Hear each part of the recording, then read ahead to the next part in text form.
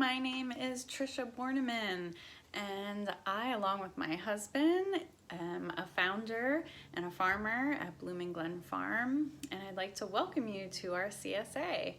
I've made a 3-part training video to welcome new members and to help get you oriented into some of the frequently asked questions about how our CSA works.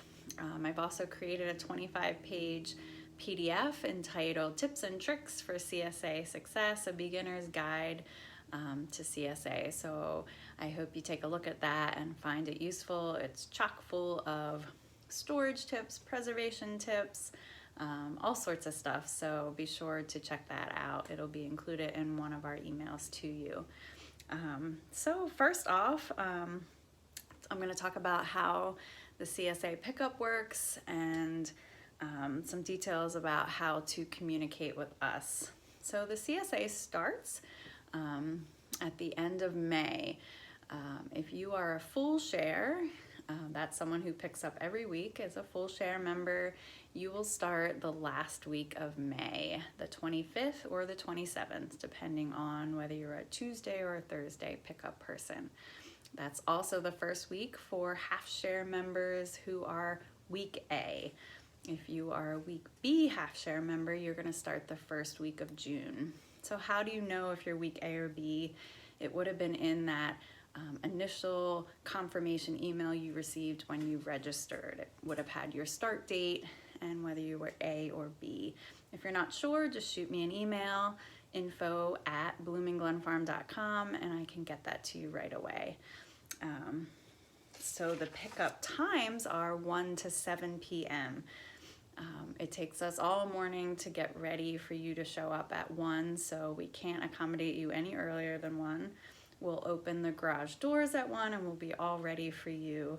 And then you'll have any time between 1 and 7 p.m. to get your share. If there are any pick your owns that week, you're welcome to stay until 7:30, but we do ask that you check in with us by 7 to collect your share that we've harvested for you and any of your share add-ons. So how does that work? So basically you will show up, you will park over on the side of the street that the silo's on, unless you're handicapped or need curbside, and then there will be a sign right next to the pickup room where you can park a little bit closer, but otherwise park over by the silo. Line up 6 feet apart, check in under the name that you're registered under. So if you are sharing a share with someone, make sure you know the primary account holder's name and check in under that name. And when you check in, we will know whether you have any share add-ons that week. So our checklist will include information about whether you have any additional shares: an egg share, cheese share, mushroom, coffee, ice cream, fruit. The fruit starts later in the season, not until August some point, but we will have all that information so you don't need to keep track of that. So when you get your share, it will be in a black crate, and you will then walk that share back to your car, unload it into your own bags, into a cooler. And when you got that from us, we will have told you about any information for pick your owns. So typically at the beginning of the season, pick your owns will include the strawberries and then sugar snap peas, and then it'll transition to cherry tomatoes, green beans, but you will check in, get your share, and we will tell you any information about the pick your owns. So you will need to collect your share first, get that information, and then unpack your share at your car, put the black crate back on a pallet in the parking lot, and then you can head out into the fields to do your pick your own. So it can be important in the summer to bring a cooler with some ice packs to store your share while you're picking. You can also sit your share in the shade by your car, but we do ask that you get your share first and get any information from us. Oftentimes in your crate, in your share, will be a container that you will use to do your picking. Might be a quart container, and we will tell you any information you need to know.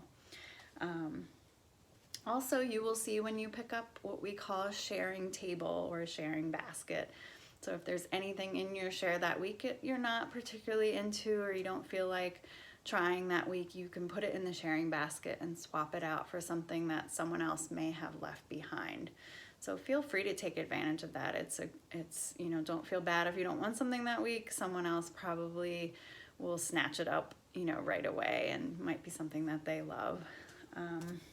So also important to talk about how we communicate with you. So we communicate by email, primarily by email. So every Monday in the morning, you will receive an email from us with the contents of the share for that week. So we are about 95 to 98% accurate at forecasting what will be in the share. That's Farmer Tom's job, and he will, you know, do a farm walk on a Sunday afternoon, evaluate what to harvest that week, and give that information to me to put into the email. So sometimes, you know, when he starts harvesting on Monday, he may realize that something has to change, or we might run out and have to switch it for Thursdays. It doesn't happen often, but sometimes it does. But for the most part, that email that you get will be the share contents for your share for that week. It will also include lots of recipe suggestions, storage tips, news from the farm, all sorts of good information. So we really encourage you to, at the very minimum, scan that email and you know, glean what information you can from it, what you will find useful. If you think that you need more time between knowing what's in the share and your pickup, then your best bet is to be a Thursday pickup person. So if for any reason you signed up for Tuesday and hearing this video is sending out alarms that you want more time between getting that email, maybe to plan or shop, and you'd prefer to be a Thursday pickup, let me know and we'll see what we can do if we can switch you to a Thursday. Also on Tuesdays, I will post a photo of the share after, you know, once we've started packing them and we know for sure what's going to be in it. I will post a photo and I will label each crop with text right on top of the photo, and I'll put that on Facebook.